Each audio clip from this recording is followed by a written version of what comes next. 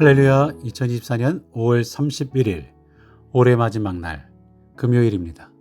통독 말씀 우리 욥기서입니다. 욥기서 19장에서 24장까지 그 중에 23장의 말씀입니다.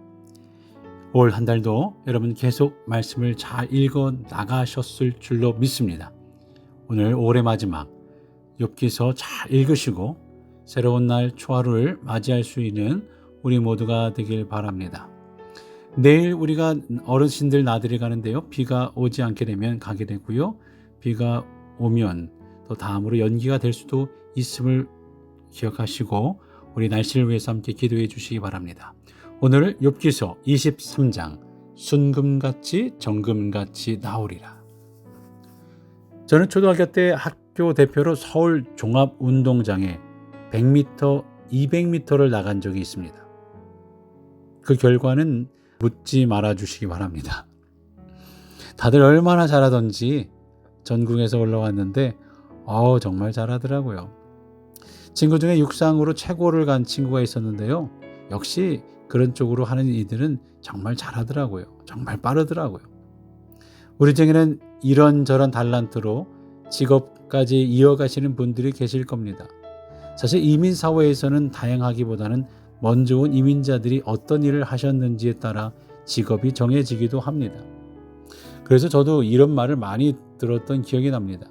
공항에서 어떤 분이 마중 나오느냐에 따라 이민 온 분의 삶이 바뀐다라는 말이죠.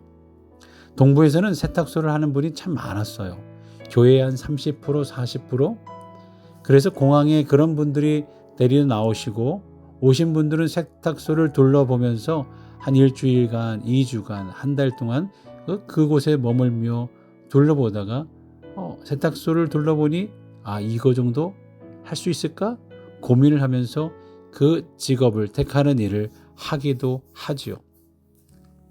그런데 미네소타 오니까 자영업 하시는 분보다는 직장 생활을 하시는 분들이 제가 만나본 분, 우리 교회도 그렇지만 그런 분들이 많으신 것 같아요.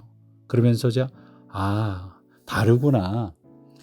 내가 있던 곳도 하고도 여기가 또 다르구나. 이민의 라이프가 또 다르구나 하는 생각도 해봤습니다. 마찬가지로 성도들 가운데에는 각양 다양한 직업과 경험을 가진 분들이 있어요. 그 중에 어떤 분은 학창시절에 단거리 육상선수를 하신 분도 계시는데요. 그분과 대화를 해보니 100m, 200m 경기에서 두 사람이 거의 동시에 결승선을 들어올 때면 누가 이겼는지 당사자들은 안다는 거예요. 우리가 볼 때는 사진 판독을 해야 할 정도로 같이 들어온 것 같아 보이는데 당사자들은 누가 이겼는지 안다라는 거죠. 동계올림픽 스피드 스케이팅이나 쇼트트랙에서 100분의 1초 차이가 나서 사진 판독을 해야 되는 상황이 벌어집니다. 그러나 그때도 당사자는 이미 승부를 알고 있다라는 거죠. 이처럼 외부에서 볼 때는 어떤 변화가 일어나는지 알 수 없지만 그 안에 있는 사람은 미세한 변화를 알고 있다고 합니다. 가정에서 일어나는 변화가 그 중에 하나겠죠. 다른 사람들이 남의 가정의 변화를 알기 어렵지만 가정 공동체 일원들은 그 조그마한 변화들도 느낄 수 있습니다. 엄마 아빠 사이에 뭔가 있나 보다? 이상한 기류를 감지하기도 하잖아요. 몸이 아픈 분들도 마찬가지일 겁니다. 의사는 그분의 상태를 진단하기 위해서 첨단 의료 장비의 힘을 빌려야 하지만 당사자는 내 몸에 일어나는 미세한 변화를 느끼고 있을 겁니다. 오늘 우리가 읽은 본문, 이 본문 욥도 마찬가지입니다. 다른 사람들이 볼 때는 이 사람이 희망이 없어 보이지만 고난의 한가운데 통과하고 있는 욥은 이미 자기 자신 안에 일어나고 있는 미세한 변화들을 조금씩 느끼고 있다라는 거죠. 욥은 자녀들을 동시에 잃었고 재산은 물론이고 건강도 잃었습니다. 위로하는 친구들이 와서 위로는 하지 않고 자기 의의 자랑만 늘어놓고 욥을 정죄하고 끊임없이 깎아내립니다. 하지도 않은 일을 했다고 뒤집어 쓰이고 이제는 욥과의 관계 단절을 선언하기까지 했습니다. 그는 정말 큰 어려움과 고통 가운데 지내고 있습니다. 여기서 어떻게 해서든 벗어나 보려고 발버둥치고 애쓰고 노력해 보았습니다. 그러나 전혀 희망의 빛이 보이지 않았어요. 하지만 23절까지 오면서 욥은 조금씩 변해오고 있었던 거죠. 하나님께서 그에게 희망을 던져주고 있는 것을 볼 수 있습니다. 19장에서는 부활 신앙을 간증하고 고백합니다. 내가 육체 밖에 서서 그의 영광과 얼굴을 볼 것이다 라고 간증을 합니다. 거기서부터 그는 희망을 찾아가기 시작하죠. 23장에 보면 그 희망이 구체화되어 나타납니다. 희망 이전에 그는 자신의 절망을 이렇게 말하거든요. 8절 9절 그런데 내가 앞으로 가도 그가 아니 계시고 뒤로 가도 보이지 아니하며 그가 왼쪽에서 일하시나 내가 만날 수도 없고 그가 오른쪽으로 돌이키시나 배울 수 없구나. 앞뒤 좌우를 아무리 둘러봐도 하나님을 만날 수가 없다라는 고백입니다. 그는 이 고난과 어려움 가운데서 하나님 나에게 도대체 왜 이러십니까? 내가 무슨 잘못한 일이 있다고 이런 어려움을 주십니까? 라고 탄원하고 떼를 쓰고 있는 거죠. 그 과정을 앞뒤 좌우라고 표현했어요. 아무리 하나님을 만나려고 해도 어깃장만 날 뿐이지 하나님을 만날 수가 없었다라는 고백입니다. 이렇게 좌충우돌하면서 희망을 발견할 수 없었다라는 절망을 표현했어요. 하지만 그 가운데 미세한 희망을 보았는데 그 희망을 10절에서 이렇게 표현합니다. 그러나 내가 가는 길을 그가 아시나니 그가 나를 단련하신 후에는 내가 순금같이 되어 나오리라. 이 말은 욥이 지금까지 한 말 중에 가장 구체화된 희망을 증거하고 있습니다. 이 고백은 굉장히 중요한 고백이에요. 먼저 내가 가는 길을 아시나니라는 고백은 하나님이 자기 인생의 주도권을 가지고 있다라는 고백입니다. 이 고백의 주어가 누굽니까? 바로 하나님이시기 때문이죠. 욥은 지금까지 길을 잃은 사람이었습니다. 1장에서 큰 고난을 당해서 22장까지 올 때까지는 그는 어디에 서 있는 것인지 도대체 어디로 가야 할지 전혀 모르는 길을 잃은 상태입니다. 하지만 23장에서 고백하기를 나는 모르지만 그가 아신다라고 고백했죠. 우리의 인생의 주도권이 하나님에게 있다라는 고백입니다. 나는 아직까지 동서남북 어디로 가야 할지 모르지만 하나님은 알고 계신다. 어렴풋한 희망이지만 하나님께서 길을 알고 계신다라는 고백을 드렸어요. 인생의 주도권이 나에게 있지 아니하고 하나님께 있다는 고백에서부터 새로운 길을 출발하고 있는 겁니다. 또 10절에서 우리가 눈여겨보아야 할 것은 그가 나를 연단하고 단련하신다라는 고백이죠. 지금 그가 당하고 있는 고통을 죄로 인한 고통이라고 보지 않습니다. 인과응보에 의한 결과라고 느끼지 않습니다. 하나님의 연단과 훈련이라고 느꼈던 거예요. 훈련의 시작을 하나님이 하신 것이라면 분명히 그 끝도 하나님이 끝내줄 것이라는 희망을 가졌던 거죠. 우리가 인생을 살아가면서 겪는 이 모든 어려운 일들이 하나님이 나를 훈련하신다라고 생각하면 훨씬 건너가기 쉬운 훈련이 됩니다. 훈련은 반드시 끝이 있기 때문이죠. 시작하신 이가 끝을 내고 시작하신 이가 훈련의 결과를 보시기 때문입니다. 욥은 이 끝을 모르는 어려움 가운데 이것도 하나님이 나를 연단하시는 과정이라는 희망을 발견했습니다. 마지막으로 10절에서 그가 말하는 것은 이 모든 훈련이 끝나면 나는 순금같이 되어 나을 것이다 라고 확신하고 있는 거죠. 자신이 지금은 비록 비루한 인생을 살고 있지만 때는 원치 않는 일들이 있을 수 있지만 시간이 지나면 정결한 순금이 되어 정금이 되어 나올 것이라 하는 기대에 믿음이 있는 거죠. 어떻게 이런 어려운 가운데 큰 기대를 가질 수 있을까요? 그 주도권이 나에게 있는 것이 아니라 하나님께 있다고 믿고 있기 때문이죠. 이제 욥은 하나님 앞에서 새로운 소망을 가지고 다른 인생을 살 것이 분명합니다.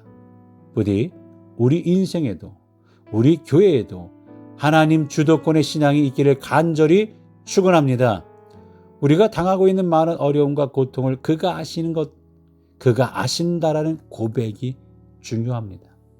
하나님이 나를 우리를 연단하고 훈련시킨다는 이 하나님의 주도권의 신앙이 있다면 지금보다 더 인생을 아름답게 잘 살아낼 수 있는 기대를 가지고 살게 되지 않겠습니까? 그럴 줄로 믿습니다.